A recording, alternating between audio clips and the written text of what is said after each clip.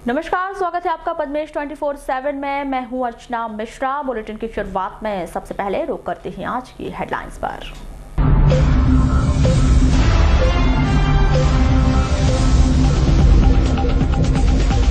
Wainganga division में पदस्थ अभियंत्री राजेंद्र मेश्राम 54,000 की रिश्वत लेते गिरफ्तार। लोकायुक्त जबलपुर की टीम की कार्यवाही, फाइनल बिल पास कराने ठेकेदार से मांगी थी राशि। विधायक नानू कावरे को सता रहा नक्सलियों का भय, पुलिस प्रशासन को पत्र लिखकर मांगी अतिरिक्त सुरक्षा। न्यायालयीन कार्य से विरत रहकर अधिवक्ताओं ने मनाया प्रतिवाद दिवस। कक्षा 9वीं एवं 11वीं की मुख्य परीक्षाओं का हुआ आगाज। कक्षा 10वीं व 12वीं के छात्र प्री बोर्ड परीक्षा में हुए शामिल। कलेक्ट्रेट में हुआ हाईटेक जन सुनवाई का आयोजन। आमजन की समस्याओं को लेकर जिला प्रशासन ने दिखाई रुचि, मामलों का किया गया निराकरण। और शासकीय जटाशंकर त्रिवेदी महाविद्यालय की व्यवस्थाओं से खफा कॉलेज के छात्रा ने लगाया कॉलेज प्रबंधन पर लापरवाही का आरोप।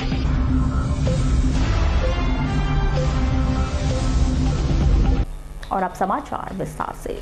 परसवाड़ा विधानसभा क्षेत्र के विधायक रामकिशोर कावरे को नक्सली भय सता रहा है, जिसके चलते उन्होंने डीजीपी और एसपी बालाघाट को पत्र लिखकर उन्हें अतिरिक्त सुरक्षा प्रदान करने की मांग की है। उन्होंने पूर्व में हुई कुछ नक्सली घटनाओं का हवाला देते हुए उन्हें तत्काल अतिरिक्त सुरक्षा गार्ड दिए जाने की मांग की है।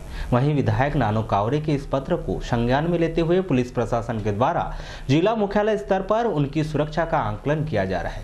यदि इस आंकलन में विधायक नानू कावरे को अतिरिक्त सुरक्षा प्रदान करने की जरूरत महसूस होती है तो परसवाड़ा विधायक नानू कावरे को जल्द ही अतिरिक्त सुरक्षा व्यवस्था प्रदान की जा सकती है। मामले के संदर्भ में की गई चर्चा के दौरान परसवाड़ा विधायक रामकिशोर कावरे ने बताया कि उन्होंने अतिरिक्त सुरक्षा व्यवस्था प्रदान करने की मांग को लेकर कई बार प्रशासन को पत्र लिखा है, लेकिन प्रशासन गंभीर नहीं है। वहीं इस पूरे मामले को लेकर की गई चर्चा के दौरान पुलिस अधीक्षक अभिषेक तिवारी ने मामले का आकलन करने के बाद ही जरूरत महसूस होने पर अतिरिक्त सुरक्षा दिए जाने की बात कही। ये इसका एक प्रॉपर सेट है कि इसमें जो सुरक्षा व्यवस्था, यदि किसी को सुरक्षा पर्सनल सिक्योरिटी के लिए यदि ऐसा लगता है कि उन्हें कुछ PSOs की आवश्यकता है तो मुख्यालय स्तर से इसका आकलन किया जाता है। और यदि ऐसा पाया जाता है कि व्यक्तिगत रूप से या क्षेत्र के हिसाब से यदि उनको सुरक्षा आवश्यक है तो असेसमेंट करके और फिर उनको सुरक्षा दी जाती है। उनका ये क्योंकि ये सेंसिटिव क्षेत्र है तो उनका सुरक्षा आकलन कराया जा रहा है और सुरक्षा आकलन पर यदि पाया जाएगा कि बढ़ाने की ज़रूरत है या कुछ विशेष कदम उठाने तो ज़रूर लिए जाएंगे। बैयर क्षेत्र के अंतर्गत आने वाले ग्राम बिटली के एक ग्रामीण ने ग्राम पंचायत बिटली के सचिव पर मनरेगा कार्य के मास्टर रोल में उसी के परिजनों का फर्जी नाम भरकर शासकीय राशि का आहरण करने और अपने पद का दुरुपयोग करने का आरोप लगाते हुए ग्राम पंचायत बिटली के सचिव पर दंडात्मक कार्रवाई किए जाने की मांग की है।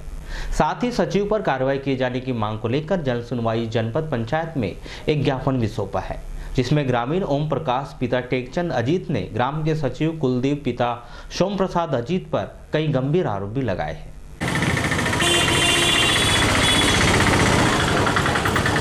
ओम प्रकाश अजीत। कहाँ से आए हो? ग्राम पंचायत बिटली। जो सचिव जो अपने परिवार का नाम फर्जी नाम डाला है। क्या नाम है सचिव का? कहाँ का सचिव है? सचिव यानी कुलदीप अजीत, ग्राम पंचायत बिटली। हाँ, वो क्या कर रहा है? वो अभी वर्तमान में सचिव है बिटली में। जो अपने परिवार का फर्जी नाम डाला है मटरोल के दस्तावेज, जिसकी मैंने शिकायत की है कलेक्टर महोदय। मनरेगा में फर्जी नाम डाल दिया परिवार वालों के और पैसे आहरण कर लिया। पैसा आहरण। तो क्या शिकायत? उन्होंने काम नहीं किए थे क्या? काम नहीं किए थे। अच्छा, वो शासकीय कर्मचारी है, काम में गए नहीं थे। अच्छा, पूरे शासकीय कर्मचारी फिर भी नाम डाल दिया और पैसे आहरण कर लिया। नहीं, काम में तो देते हैं, काम में जाते हैं तो हमको मालूम रहता है। हाँ। कि काम में जाते ही नहीं, घर के संपन्न है वो।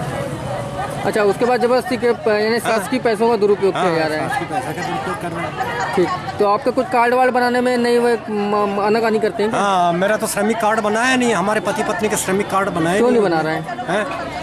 वही व्यक्तिगत बैर रखने के कारण।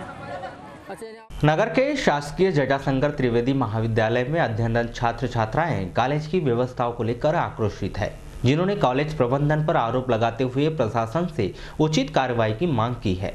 कॉलेज में अध्ययनरत बीएससी संकाय के भूगर्भ शास्त्र की छात्रा संयम जुनेजा ने बताया कि कॉलेज प्रबंधन की लापरवाही के चलते उनका भविष्य दांव पर लग गया है। छात्रा ने बताया कि उसे भूगर्भ शास्त्र विषय में एटीकेटी आई थी, जिसकी परीक्षाएं नवंबर 2017 में आयोजित की गई थी, लेकिन इस परीक्षा की जानकारी कॉलेज प्रबंधन के द्वारा न दिए जाने के कारण वे इस परीक्षा में शामिल नहीं हो पाई। वहीं वर्तमान में सुपर सप्लीमेंट्री परीक्षा के आवेदन भरवाए जा रहे हैं।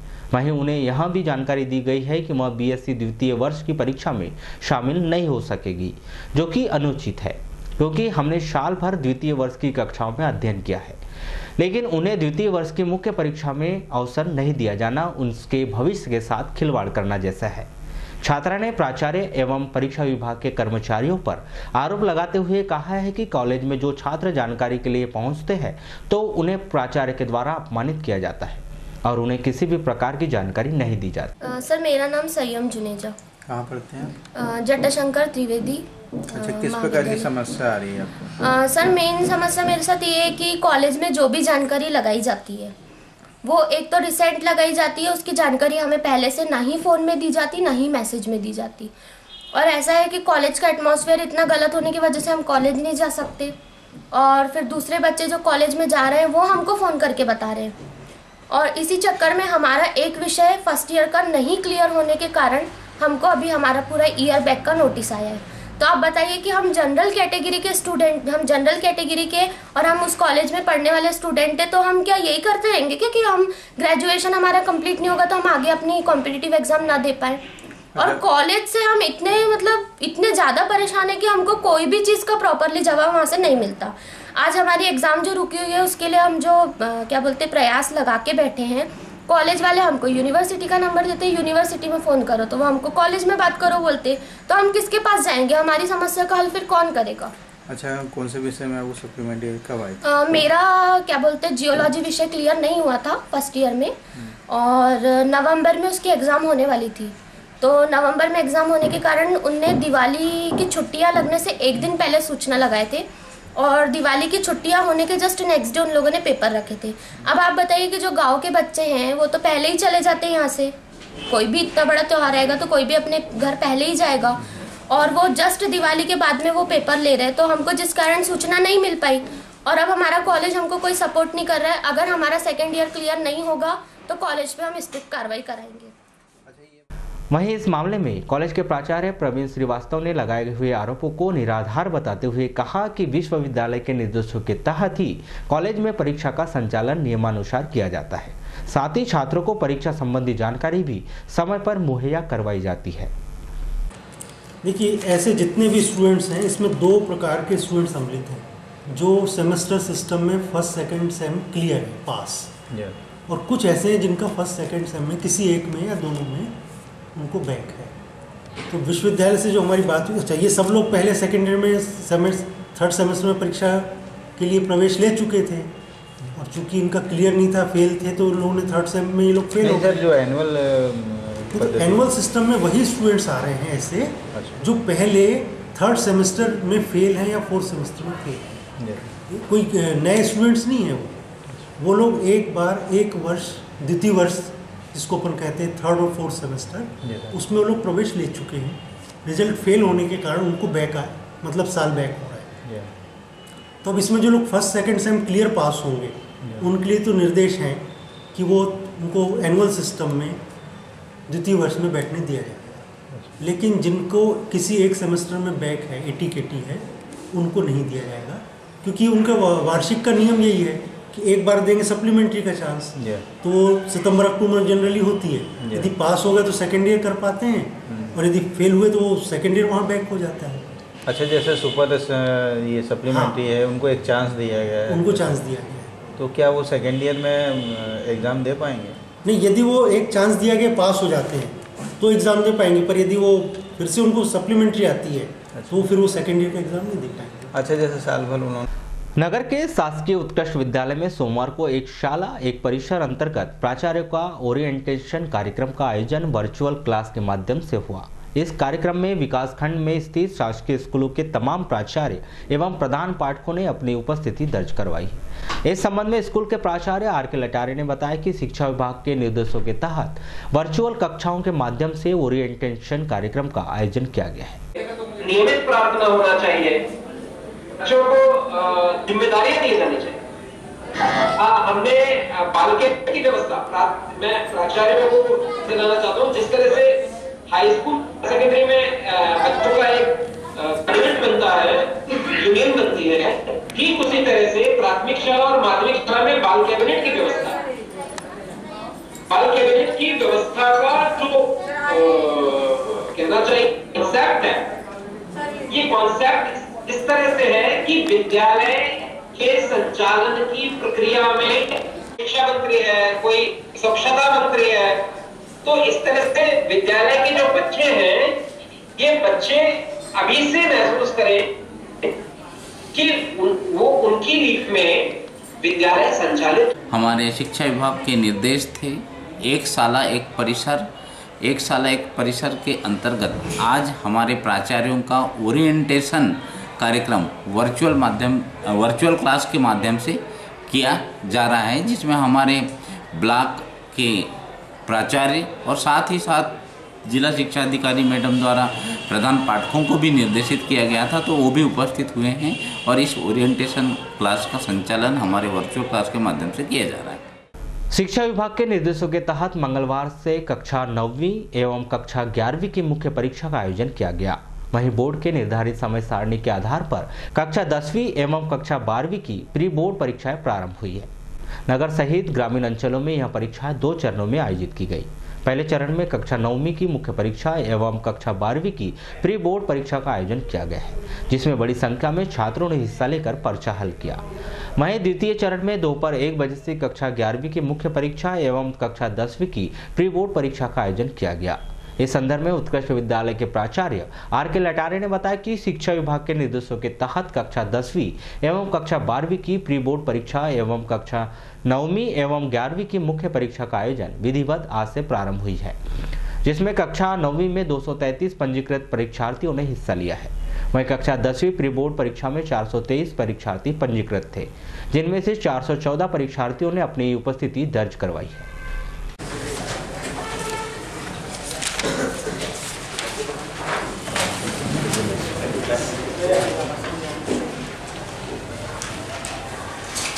हमारे विद्यालय में शासन या शिक्षा विभाग के दिए गए समय विभाग चक्र के अनुसार कक्षा 9वीं की और कक्षा 11वीं की वार्षिक परीक्षाएं और कक्षा 10वीं और कक्षा 12वीं की प्री बोर्ड परीक्षाएं संचालित है।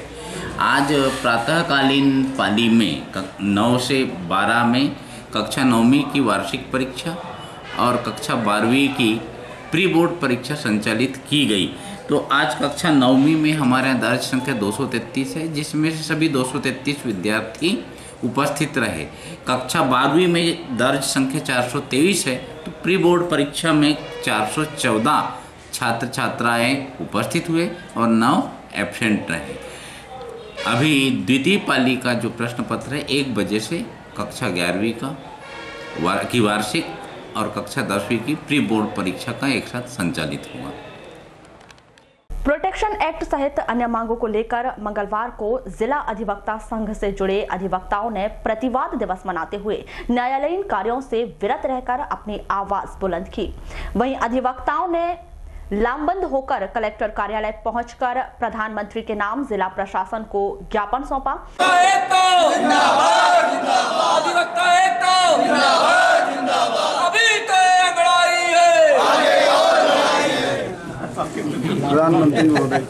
प्रधानमंत्री के नाम है जो आपके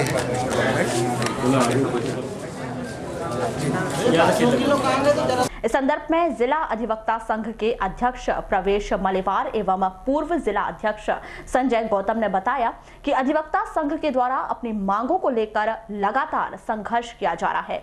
यदि हमारी मांगें पूरी नहीं होती तो उग्र आंदोलन किया जाएगा। बार काउंसिल ऑफ इंडिया के आह्वान पर और राज्य अधिवक्ता परिषद जबलपुर के आह्वान पर हमारे द्वारा 12 फरवरी 2019 को आज कार्य से विरत रहकर प्रतिवाद दिवस मनाया गया और कलेक्टर साहब को प्रधानमंत्री के नाम ज्ञापन सौंपा गया। क्या मांगे रखी गई उनके सामने? हमारी पहली तो मांग है प्रोटेक्शन एक्ट जल्द से जल्द लागू किया जाए और नए अधिवक्ताओं को 25,000 रुपये दिया जाए और मृत्यु उपरांत अधिवक्ता के 5 लाख रुपए दिया जाए, बीमारी में 5 लाख रुपए दिया जाए, अधिवक्ताओं को बैठने के लिए उचित व्यवस्था की जाए, महिलाओं के अधिवक्ता बैठने के लिए उचित व्यवस्था की जाए और विभिन्न मांगों को लेकर हमारा ज्ञापन सौंपा गया है। देखिए, हमारी जो स्टेट बार के माध्यम से और ऑल इंडिया बार काउंसिल के माध्यम से पिछले 3 साल से लगातार प्रोटेक्शन एक्ट के लिए, एडवोकेट प्रोटेक्शन एक्ट के लिए, बैठने की व्यवस्था के लिए, इंश्योरेंस की राशि बढ़ाने के लिए, महिलाओं की व्यवस्था के लिए मांगे की जा रही है, लेकिन शासन द्वारा, राज्य शासन द्वारा भी और केंद्र शासन द्वारा भी अभी तक कोई ध्यान नहीं दिया गया है। वर्तमान में ऑल इंडिया बार काउंसिल के आह्वान पर आज पूरे देश में हमारी विभिन्न मांगों को लेकर हड़ताल की जा रही है। भविष्य में यदि शीघ्र ही इन मांगों को पूरा नहीं किया जाता तो ऑल इंडिया बार काउंसिल के आह्वान पर हम ठोस कदम उठाएंगे और इसका विरोध करेंगे। क्या वजह लगती है आपको कि आप लोगों की मांगे मानी नहीं जा रही? देखिए, हमारी मांगे मानने में कोई बड़ा विकल्प नहीं है, लेकिन केंद्र सरकार क्यों ध्यान नहीं दे रही है इस ओर हमारा इस बार ध्यान बहुत प्रोटेक्शन कर रहे हैं और हम लोग बहुत प्रोटेस्ट कर रहे हैं। इस बार अगर मांग पूरी नहीं होगी तो ये हमारा आंदोलन उग्र रूप लेगा। लोकसभा चुनाव में केंद्र सरकार को बिल्कुल भी अधिवक्ताओं की तरफ से सहयोग नहीं मिलेगा। अधिवक्ता जो कि एक बड़े समुदाय को संबोधित करते हैं, समर्थन करते हैं, उनको बहुत लॉस होगा इसका। लोकायुक्त जबलपुर की टीम ने मंगलवार को 54,000 रुपए की रिश्वत लेते हुए वेनगंगा डिवीजन में पदस्थ सब इंजीनियर राजेंद्र मेश्राम को रंगे हाथों गिरफ्तार किया है। लोकायुक्त पुलिस ने यह कार्रवाई वारासिवनी रोड पर स्थित वेनगंगा डिवीजन में की। उपयंत्री द्वारा ठेकेदार से ब्रिज निर्माण का फाइनल बिल पास कराने 54,000 रुपए की मांग की गई थी, जिसकी शिकायत ठेकेदार शेख जलाल खान ने लोकायुक्त जबलपुर को दी थी। वहीं लोकायुक्त पुलिस ने आरोपी उपयंत्री के कार्यालय और घर में जाकर पूछताछ की। जानकारी के मुताबिक लालबर्रा क्षेत्र के अंतर्गत ग्राम चंदपुरी में नहर पर विलेंद्र ब्रिज का निर्माण करने कायदी निवासी ठेकेदार शेख जलाल खान को टेंडर मिला था। टेंडर करीब 29 लाख रुपए का था, जिसमें 18 लाख करीब का भुगतान हो गया था। शेष राशि का भुगतान होना बाकी था। फाइनल बिल पास कराने 54,000 रुपए बतौर रिश्वत मांगे गए थे। ये भी जानकारी सामने आई है कि यह राशि वेनगंगा डिवीजन के 3 अधिकारियों में बंटनी थी। ठेकेदार ने बताया कि यह राशि कार्यपालन यंत्री, एसडीओ और उपयंत्री में बंटनी थी।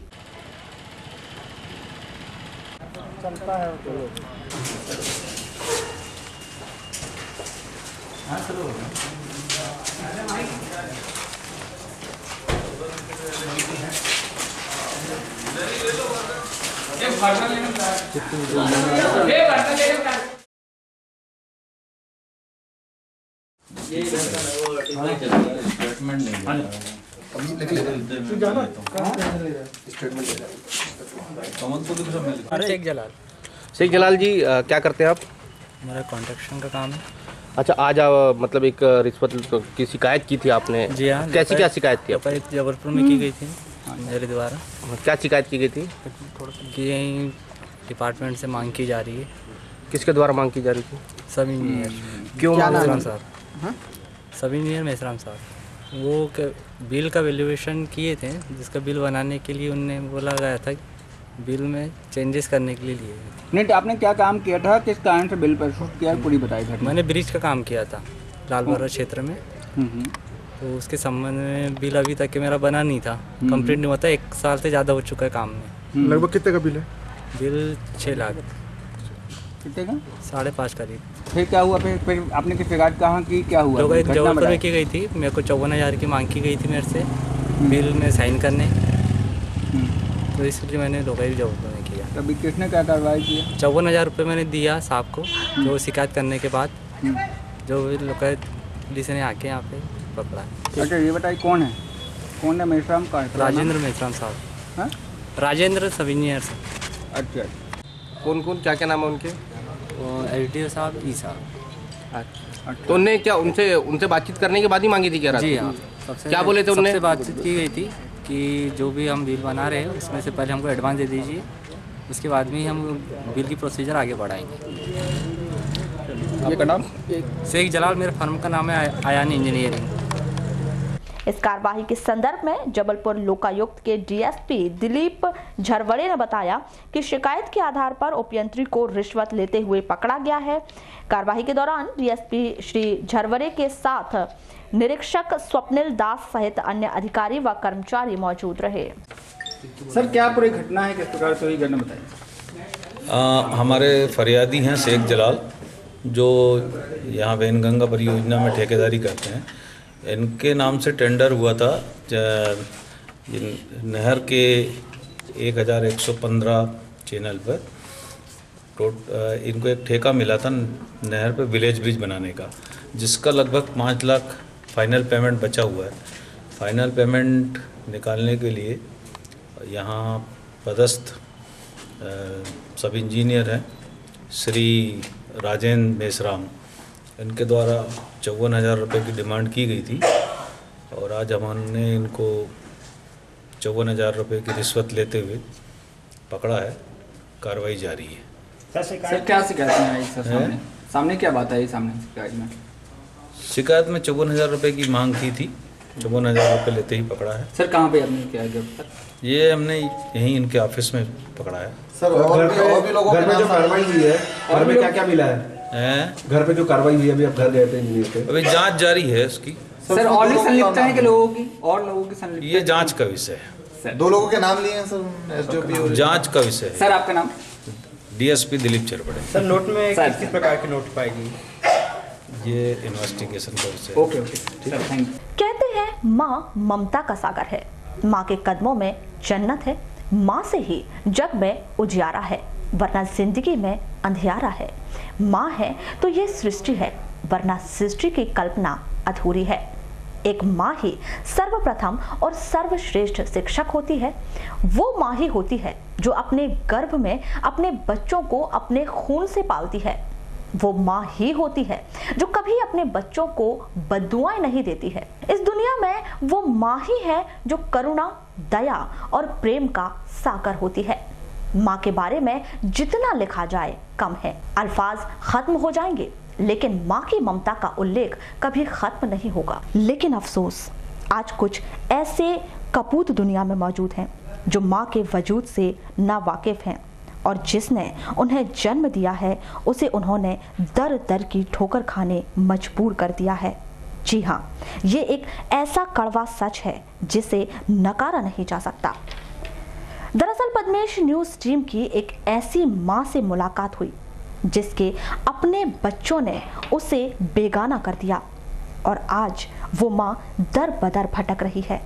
जी हाँ, हम बात कर रहे हैं श्रीमती ललिता पारधी नामक एक महिला की, जो जिला मुख्यालय के करीब ग्राम जागपुर की रहने वाली है। उसके 2 बेटे हैं, मनोज पारधी और अवधेश पारधी।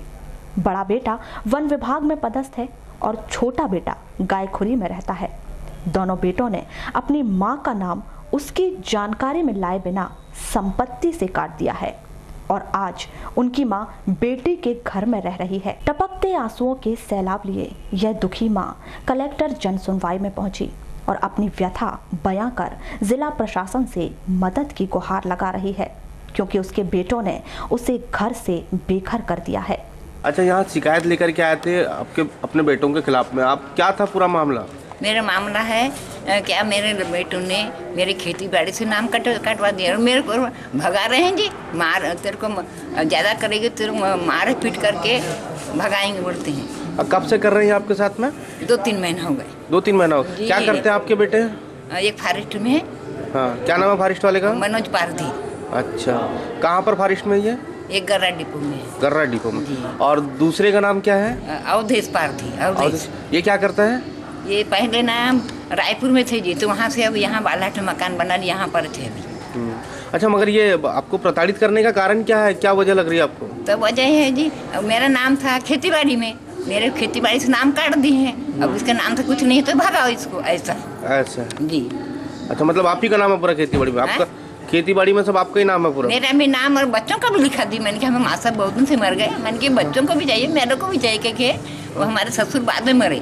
तो सामने बोले कि मेरे बेटों का भी नाम होना, मेरा भी नाम होना, काय के लिए मेरा अकेला छोड़ना है, मेरे बच्चों को तो होना ही है। तो अब मेरे को नहीं बोलते हैं नाम काट दिया, बताइए। अच्छा, नाम काट दिया आपको लोगों ने? कब काटे नाम उनने? अभी पता चला जी, बहुत दिनों। तो क्या लगता है आपको, क्यों ऐसा कर रहे होंगे, क्या वजह से? तो मेरे को लगता है कि मेरा नाम काट दे, इसलिए मेरे को भगा रहे हैं। यदि मेरा नाम खेती बाड़ी में रहता सब में तो मेरा नहीं भगाते। तो यहाँ पे क्या फरियाद की आपने आज? तो मेरा कहना है कि मेरा खेती बाड़ी में नाम होना। अच्छा, आप अपना हक मांग रहे हैं? हक मांग रही है। किससे मांग रहे हैं आप अपना हक? बेटों से मांग रहे हैं आप अपना हक? हमारी बहन का नाम काट के अपना नाम कर रही है। अच्छा, आपको बता दें कि हमारा उद्देश्य ऐसी न्यूज दिखाकर किसी की भावनाओं को ठेस पहुंचाना नहीं है, बल्कि समाज में हो रहे ऐसे अमानवीय कृत्यों का आईना दिखाना है। स्वास्थ्य विभाग से सेवानिवृत्त हुई महिला कर्मचारी मंगलवार को कलेक्टर कार्यालय पहुंची, जहां उन्होंने जिला प्रशासन को ज्ञापन सौंपकर 7वें वेतनमान का लाभ दिलाए जाने की गुहार लगाई। मामले के संदर्भ में की गई चर्चा के दौरान महिला ने बताया कि अगस्त 2016 में विभाग द्वारा करीब 38 कर्मचारियों को रिटायरमेंट दे दिया गया था, जिन्हें 6वें वेतनमान का लाभ तो मिला, लेकिन उन्हें 7वें वेतनमान का लाभ नहीं मिल पा रहा है। मैं श्रीमती ललिता रामटेके लालबरा CSC में कार्यरत थी।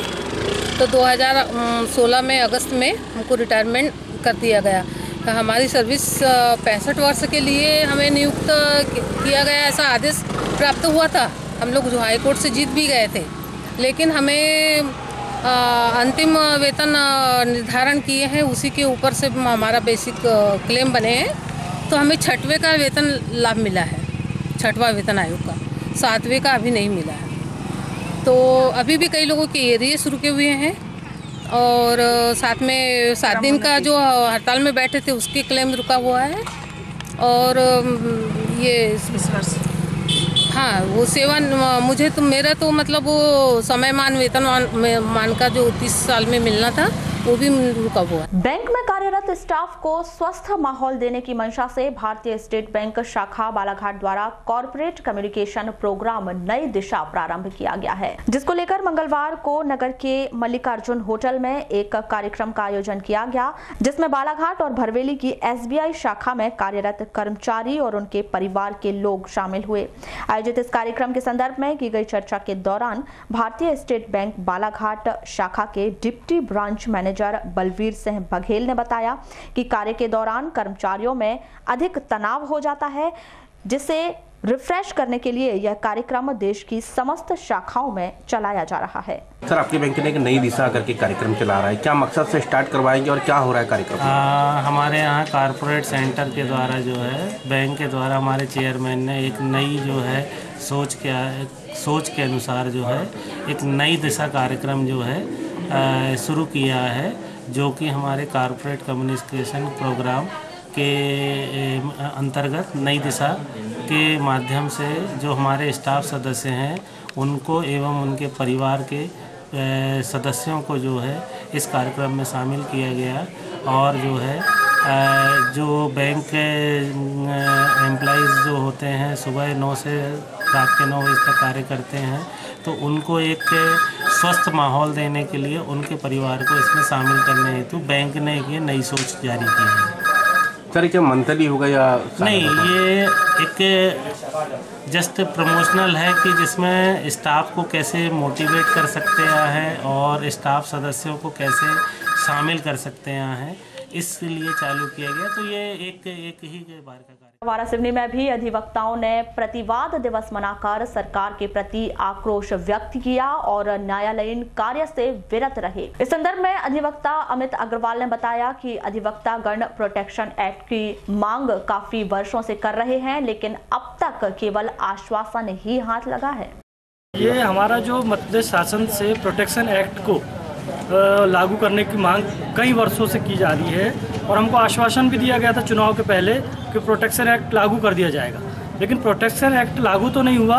उसके ऊपर हम जो कार्य से विरत रहते हैं या हड़ताल करते हैं अपनी मांगों को लेकर, जो हमारा नाजायज कुछ संबंध कुछ हो जाता है कि वकील अपने हित में कुछ हड़ताल भी नहीं कर सकता, उससे भी हमको हटा दिया गया है।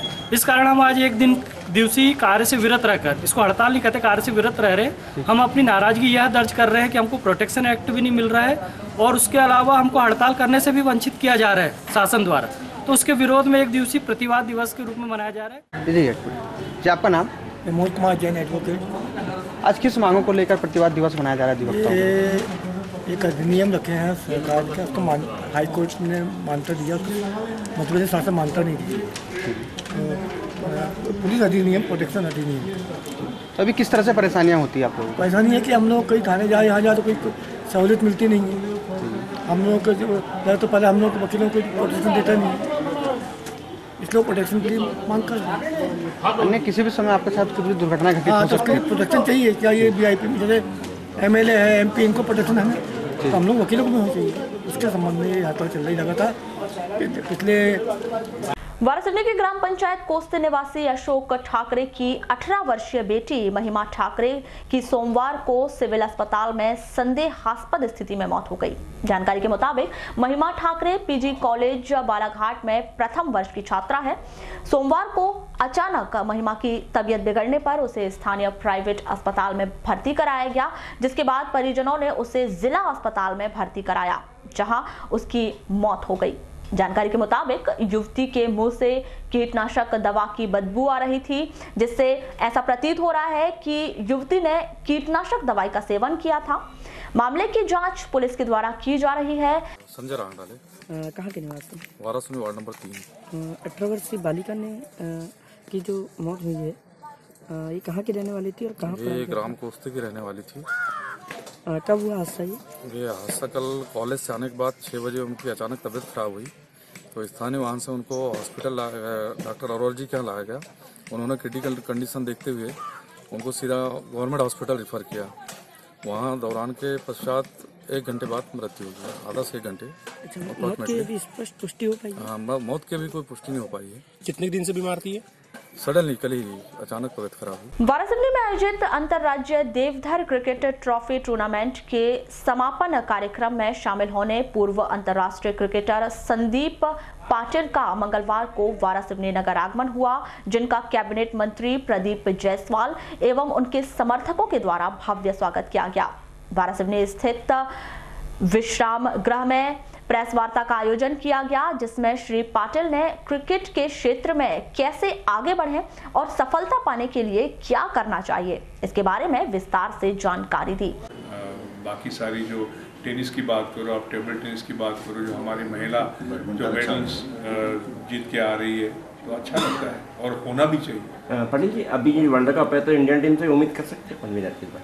आप क्या उम्मीद करते हैं? जीतेंगे कंफर्म? तो फिर हम क्या उम्मीद तो फिर आपका कुछ विशेष उसमें?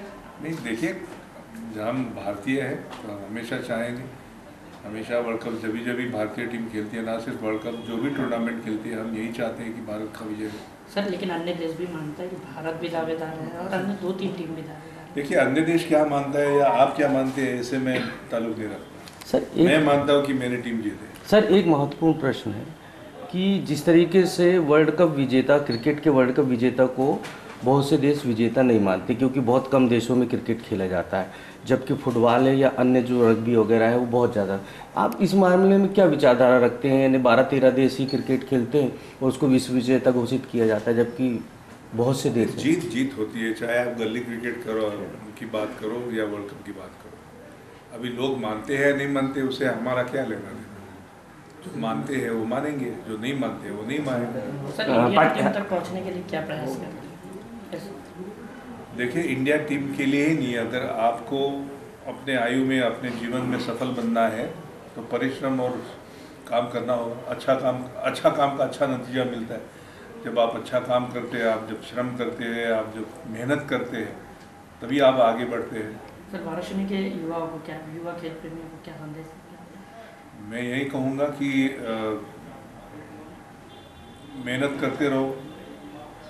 वहीं इस दौरान मंत्री श्री जायसवाल ने कहा कि हमारा उद्देश्य खेल को बढ़ावा देना है। बहुत खुशी की बात है और कई बार तो हम भी सपने में ऐसा लगता है हम भी वर्ल्ड कप टीम के सदस्य रहे, ऐसा लगता है, क्योंकि 1983 में जब वर्ल्ड कप जीते थे उसी टाइम से हमारा क्लब बना है। और जब वर्ल्ड कप जीते थे उस समय हम लोगों ने रात को 3 बजे जुलूस निकाली, सोच रहा तो उनको ऐसा आत्मीयता था हमारी क्रिकेट जितनी, हमको ऐसा लगता है हम भी वर्ल्ड कप राशि के सदस्य रहे, ऐसा लगता है। और भाई संदीप पाटिल जी हमारे बीच में पहुँचे हैं, उससे वो याद ताज़ा हो गई। और हमारे क्लब का जो मुख्य उद्देश्य था कि हम खिलाड़ियों को प्रोत्साहित करना चाहते हैं कि हमारे वाराणसी का खिलाड़ी आज नहीं कल कभी ना कभी आगे बढ़ के ऊपर स्तर पर खेले उस अभियान हमारा उसमें लगे हैं सिल्वर जुबली वर्ष इस साल, लेकिन ये आगे भी चलता रहेगा और हमको पूरी आशा है कि जब पंचायत पाटिल जी हमारे बीच में आए हैं इससे हमारे खिलाड़ियों को प्रेरणा मिलेगी आगे बढ़ने के लिए, हमारे जो आने वाली पीढ़ी उसको प्रेरणा मिलेगी क्योंकि वो भी संदीप पाटिल बन सकते हैं। ऐसे हम प्रेरणा खिलाड़ियों को देना चाहते हैं। वारासिवनी में स्थित रानी अवंतीबाई स्टेडियम मैदान में युवा संसद कार्यक्रम का आयोजन किया जा रहा है। मंगलवार को पूर्व कृषि मंत्री विधायक गौरीशंकर बिसेन ने पार्टी पदाधिकारियों के साथ कार्यक्रम स्थल का निरीक्षण कर आवश्यक दिशा निर्देश दिए। साथ ही प्रेस वार्ता आयोजित कर कार्यक्रम की विस्तार से जानकारी दी। इस प्रेस वार्ता में युवा संसद कार्यक्रम संयोजिका मौसम हरिणखेड़े सहित अन्य पदाधिकारी मौजूद रहे। 28 को मतदान हुआ और 11 को परिणाम आए। राज्य की जनता ने जो जनादेश दिया उसमें अंक गणित में वे 114 है, भारतीय जनता पार्टी 109 है। कुल राज्य में मिले मतदान जो हुआ है उसमें 47,000 वोट भारतीय जनता पार्टी को अधिक है। मैं कांग्रेस के नेता इस समय में दोनों पद में प्रदेश कांग्रेस कमेटी के अध्यक्ष भी हैं और हमारे माननीय मुख्यमंत्री भी हैं कमलनाथ जी। उनको और उनकी सरकार के मंत्रियों को कहना चाहूँगा इस मुगालते में मत रहें कि राज्य की जनता ने आपको सियासत पर बैठा दिया और अब सत्ता आपको सौंपी है तो सत्ता आपको अपने चुनाव के पूर्व जारी किए गए वचन पत्र के अनुरूप चलानी होगी, वरना भारतीय जनता पार्टी राज्य की जनता के मौलिक अधिकारों के लिए, जनता के कल्याण के लिए और राज्य के विकास के लिए सदन के अंदर और सदन के बाहर। चर्चा के दौरान युवा संसद संयोजिका श्रीमती हरिणखेड़े ने बताया कि युवा संसद का कार्यक्रम पूरे भारत में हो रहा है और देश का हर वर्ग चाहता है कि पुनः राष्ट्र की कमान मोदी जी के हाथ में हो। इसका आगाज पूरे भारतवर्ष में हो चुका है। भारत का प्रत्येक व्यक्ति, हर वर्ग का व्यक्ति, चाहे महिला, पुरुष, नौजवान, हर वर्ग चाहता है कि 2019 में पुनः इस राष्ट्र की कमान माननीय नरेंद्र मोदी जी के हाथों में हो। इस हेतु भारतीय जनता पार्टी केंद्रीय नेतृत्व द्वारा सभी लोकसभा क्षेत्रों में विभिन्न कार्यक्रम विभिन्न मोर्चों से प्रकोष्ठों से आयोजित किए जाने हैं। इसी कड़ी में बालाघाट सिवनी लोकसभा क्षेत्र के द्वारा युवा संसद एक ऐसा समागम जिसमें प्रत्येक मतदान केंद्र से युवाओं की संख्या कम से कम 5 युवा हर मतदान केंद्र से एकत्रित होंगे। 13 फरवरी 2019 को वारासिवनी के रानी अवंतीबाई मैदान में इस कार्यक्रम का आयोजन किया गया है। युवा संसद के रूप में सभी युवा वर्ग 18 से 35 वर्ष के महिला पुरुष सभी इस कार्यक्रम में उपस्थित होंगे। कार्यक्रम में मुख्य अतिथि के रूप में भारतीय जनता पार्टी के राष्ट्रीय महासचिव सम्मानीय कैलाश विजयवर्गीय जी होंगे।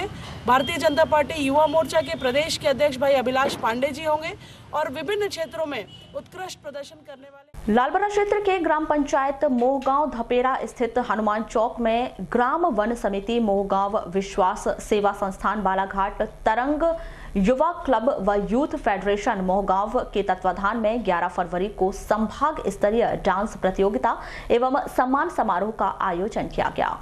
यह कार्यक्रम कैबिनेट मंत्री प्रदीप जायसवाल के मुख्य आतिथ्य, बरघाट विधायक अर्जुन काकोड़िया की अध्यक्षता व अखिल भारतीय राष्ट्रीय कांग्रेस राष्ट्रीय स्टार प्रचारक साधना भारती के प्रमुख आतिथ्य एवं जनप्रतिनिधियों के विशेष आतिथ्य में संपन्न हुआ। इस अवसर पर सर्वप्रथम कैबिनेट मंत्री प्रदीप जायसवाल को फलों से तोलकर भव्य स्वागत किया गया। इसके बाद समस्त अतिथियों का स्वागत सत्कार किया गया और इसके बाद संभाग स्तरीय डांस प्रतियोगिता में दूर दूर से पहुंचे प्रतिभागियों ने भाग लेकर एक से बढ़कर एक प्रस्तुतियां देकर अपनी प्रतिभाओं का प्रदर्शन किया। इस दौरान ग्रामीणों ने कैबिनेट मंत्री प्रदीप जायसवाल को मोहगांव से मानपुर सड़क की समस्याओं से अवगत कराते हुए जल्द से जल्द निर्माण कराए जाने की मांग की, जिस पर कैबिनेट मंत्री श्री जायसवाल ने ग्रामीणों को आश्वस्त किया। कार्यक्रम के अंत में विजेता प्रतिभागियों को आयोजन समिति की ओर से पुरस्कृत किया गया।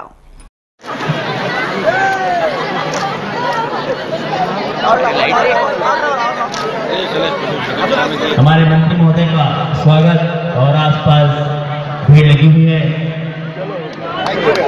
बड़े गर्व की बात है ग्राम मोहगांव में उनका स्वागत फलों के माध्यम से मैं आगे ले सकता हूँ। मैं भी हमारे माननीय मंत्री महोदय से निवेदन करूंगा। मैं ग्राम भोगाटोला में रहता हूँ। भोगांव से लेकर लालबरा तक की जो रोड है,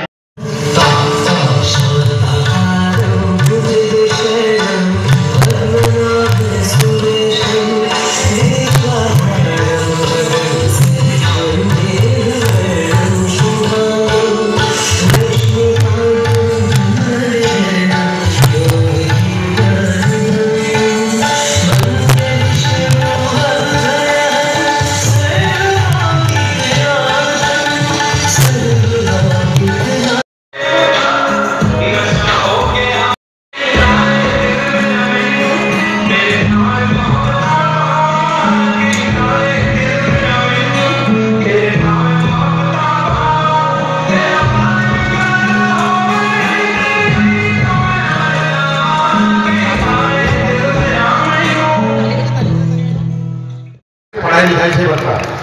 आप अच्छे खिलाड़ी बनकर भी अपना कैरियर बना सकते हो, आप अच्छा गाना गा के भी कैरियर बना सकते हो और अच्छा डांस करके भी अपना कैरियर बना सकते हो। आप सारे क्षेत्र खुले हमारे युवा साथी में, तो जिसकी जैसी रुचि है जो अच्छा खिलाड़ी बन सकता है, खिलाड़ी बने, कलाकार बने। और इसकी जवाबदारी हमारे माता पिता और शिक्षकों की होती है कि वो हर बच्चे में खिलाड़ी होता है, हर बच्चे में कलाकार होता है। ये बच्चे यहाँ कलाकारी दिखा रहे हैं, बदमाशी कर रहे हैं, ये भी कलाकारी है कि नहीं? हाँ, लेकिन पढ़ाई के साथ साथ दोनों का हमारा पढ़ाई होना। अभी मार्च में परीक्षा चालू होने वाली है, सबकी तैयारी है कि परीक्षा देने की?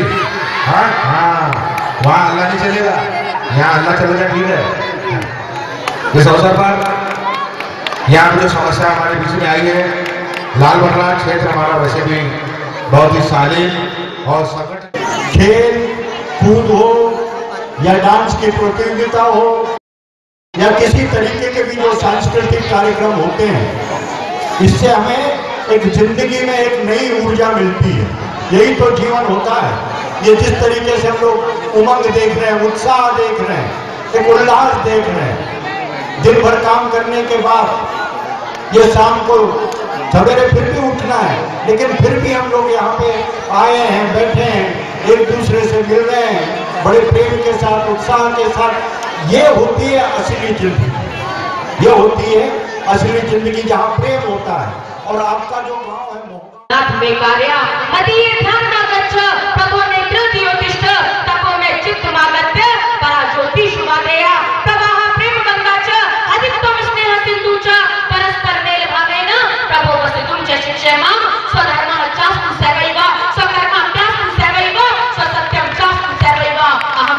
कर्तव्य अर्थात दया करता नित्या का हमें परमात्मा देना, दया करना हमारी आत्मा में शुद्धता देना।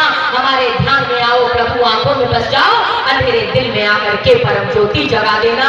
कहा तो ज्ञान की गंगा, दिलों में प्रेम का सागर, प्रभु आपस में मिलजुल कर। लालबर्रा में घोषित समय सारणी के अनुसार नगर मुख्यालय में स्थित शासकीय उत्कृष्ट उच्चतर माध्यमिक शाला लालबर्रा सहित ब्लॉक अंतर्गत स्थित समस्त शासकीय हायर सेकेंडरी शालाओं में 11वीं के विद्यार्थियों ने दोपहर 1 बजे से शाम 4 बजे तक हिंदी विशिष्ट विषय का पहला पर्चा हल किया। एवं शासकीय हाई स्कूल शालाओं में 9वीं के विद्यार्थियों ने प्रातः 9 बजे से दोपहर 12 बजे तक सामाजिक विज्ञान विषय का पर्चा हल किया। साथ ही कक्षा 10वीं एवं 12वीं की प्री बोर्ड परीक्षाएं भी प्रारंभ हो गईं, जिसमें 12वीं के विद्यार्थियों ने प्रातः 9 बजे से दोपहर 12 बजे तक हिंदी विशिष्ट एवं 10वीं के विद्यार्थियों ने दोपहर 1 बजे से शाम 4 बजे तक हिंदी विशिष्ट का पर्चा हल किया। वरिष्ठ अध्यापक संजीव कुमार मरावी ने बताया कि आज से कक्षा 9वीं और 11वीं की वार्षिक परीक्षा और 10वीं व 12वीं की प्री बोर्ड परीक्षा आरंभ हुई है। 12वीं की परीक्षा एवं द्वितीय पाली में कक्षा 10वीं व 11वीं की परीक्षाएं संपन्न करवाई जा रही हैं।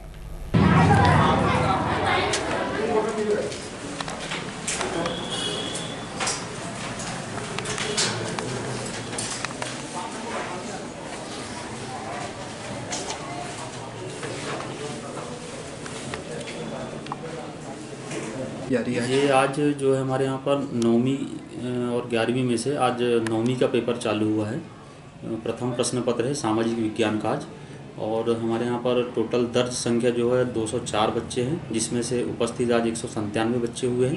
और अनुपस्थित 7 बच्चे हैं। उसी प्रकार से 12वीं का प्री बोर्ड भी चालू हो चुका है, जिसमें आज बच्चे हिंदी का प्रश्न पत्र हल कर रहे हैं और 246 इसमें दर्ज संख्या है और 240 बच्चे उपस्थित हैं और 6 बच्चे अनुपस्थित हैं। कुल 7 कमरों में परीक्षा आयोजित की जा रही है। तो सर कैमरे में लगे हुए टेबलों कहाँ बैठे बच्चों को? बच्चों की व्यवस्था टेबल में ही है, डेस्क बेंचों में बच्चे बैठ के पेपर दे रहे हैं और सुरक्षा की दृष्टि से और नकल रोकने की दृष्टि से CCTV कैमरे में ही बच्चे परीक्षा दे रहे हैं। सभी कोई नकल प्रकरण बना है अभी तक तो कोई नकल प्रकरण नहीं बन पाया है स्कूल में। लालबर्रा तहसील कार्यालय में 12 फरवरी को तहसील अधिवक्ता संघ लालबर्रा के द्वारा bar council of India Delhi के आह्वान पर कार्य से विरत रहकर प्रतिवाद दिवस मनाया गया। वहीं अपनी 4 सूत्रीय मांगों को लेकर महामहिम राष्ट्रपति के नाम तहसीलदार नितिन कुमार चौधरी को ज्ञापन सौंपा। पढ़ के बताओ ना, पढ़ के जाओ। अधिवक्ता हेतु प्रोटेक्शन एक्ट जल्द लागू किया जाए। अधिवक्ताओं के बैठने के लिए सुविधा चैम्बर हॉल, लाइब्रेरी में इंटरनेट की सुविधा हो। अधिवक्ताओं को पेंशन स्टाइपेंड की सुविधा, बीमारी के लिए 5 लाख रुपए, मरणोपरांत मृत्यु दावा। ऑल इंडिया बार काउंसिल के आह्वान पर पूरे देश में अधिवक्ताओं द्वारा प्रतिवाद दिवस मनाया जा रहा है।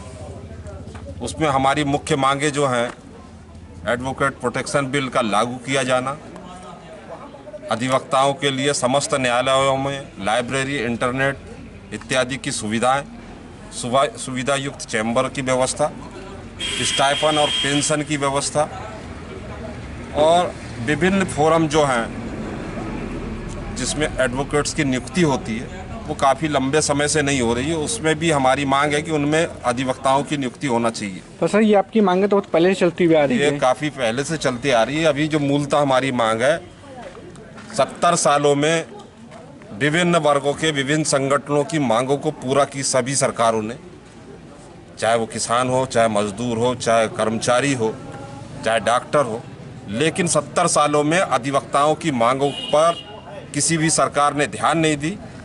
इसी बात को लेकर पूरे देश भर में, पूरे देश के प्रदेशों में आज अधिवक्ता प्रतिवाद दिवस मना रहा है।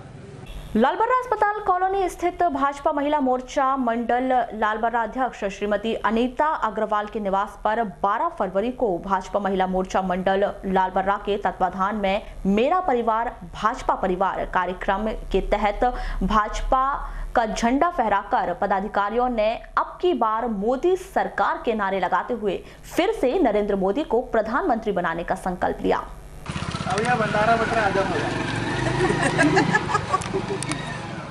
जनता पार्टी जिंदाबाद जिंदाबाद, भारतीय जनता पार्टी महिला मोर्चा जिंदाबाद जिंदाबाद। अब की बार मोदी सरकार, अब की बार मोदी सरकार, अब की बार मोदी सरकार, अब की बार मोदी सरकार। भारतीय जनता पार्टी महिला मोर्चा जिंदाबाद जिंदाबाद।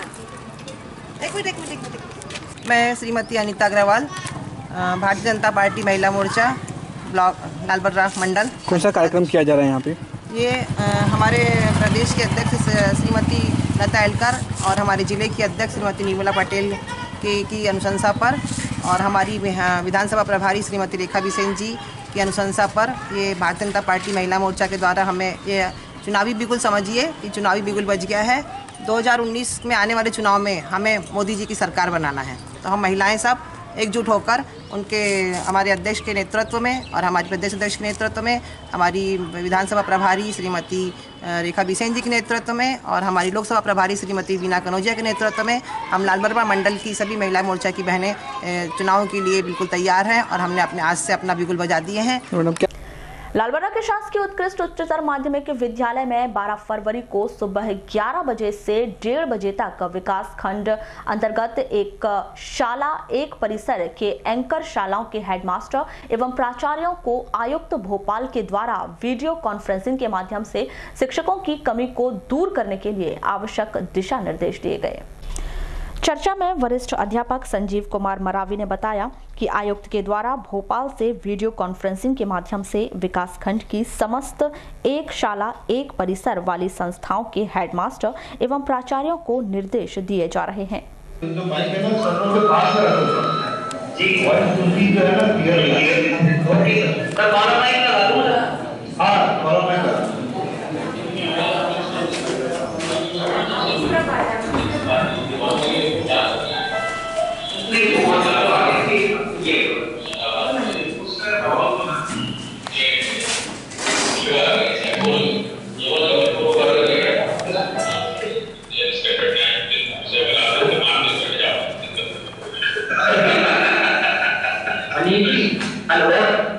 आज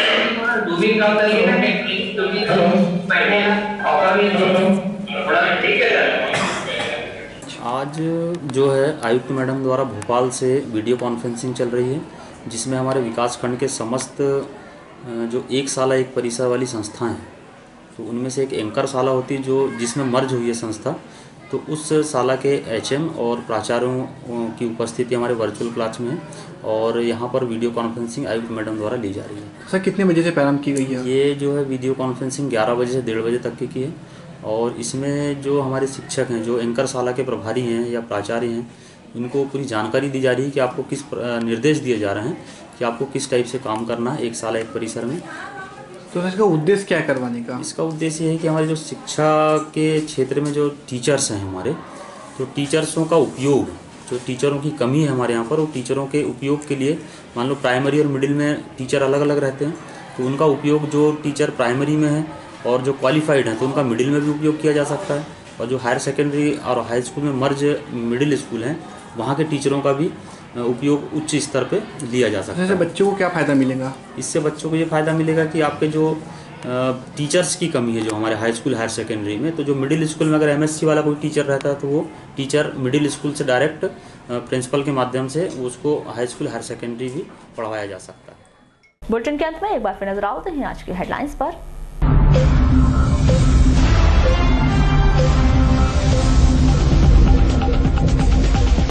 वेनगंगा डिवीजन में पदस्थ अभियंत्री राजेंद्र मेश्राम 54,000 की रिश्वत लेते गिरफ्तार। लोकायुक्त जबलपुर की टीम की कार्यवाही, फाइनल बिल पास कराने ठेकेदार से मांगी थी राशि। विधायक नानू कावरे को सता रहा नक्सलियों का भय, पुलिस प्रशासन को पत्र लिखकर मांगी अतिरिक्त सुरक्षा। न्यायालयीन कार्य से विरत रहकर अधिवक्ताओं ने मनाया प्रतिवाद दिवस। कक्षा 9वीं एवं 11वीं की मुख्य परीक्षाओं का हुआ आगाज। कक्षा 10वीं व 12वीं के छात्र प्री बोर्ड परीक्षा में हुए शामिल। कलेक्ट्रेट में हुआ हाईटेक जन सुनवाई का आयोजन। आमजन की समस्याओं को लेकर जिला प्रशासन ने दिखाई रुचि, मामलों का किया गया निराकरण। और शासकीय जटाशंकर त्रिवेदी महाविद्यालय की व्यवस्थाओं से खफा कॉलेज के छात्रा ने लगाया कॉलेज प्रबंधन पर लापरवाही का आरोप।